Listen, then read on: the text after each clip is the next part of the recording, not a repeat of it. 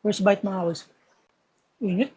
Nag-uulan-ulan na naman dito sa amin. Dahil doon, napakalamig ng panahon. Pag ganitong malamig, isa na yata sa pinakamasarap gawin ay yung pumood trip. Hello mga kuys, another day, another food tripan. So, malamig yung panahon at maulan. So, nag-crave si Ate Menyo ng sopa. So, samahan nyo kami mga kuys, mamimili kami sa SM. Every time na ganito yung panahon na nag-uulan-ulan, madalas na nire-request sa akin ni Ate Menyo paglutuon ko daw siya ng paborito niya na sopas. At dahil napakalapit lang sa amin ng SM Central, dito kami madalas mamili. Dahil kahit papano, mura din yung mga presyo nila rito. Pagdating sa pamimili ng mga bibilin namin, si Ate Menyo yung in charge dito. Sa mga nakaka-relate, hindi natin pwedeng kontrahin yung mga babae. Pag nagkaganon, alam mo na yung mangyayari. Ito yung susunod nagpapasarap dito.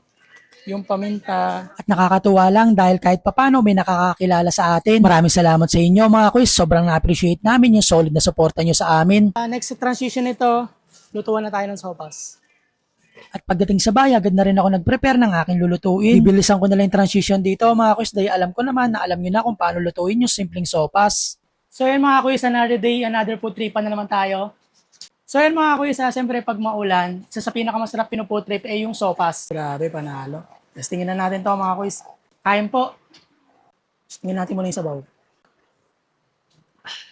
First bite mga kuys. Ano pang inintay nyo mga kuys? Abang maulan at malamig yung panahon, luto na rin kayo ng sopas.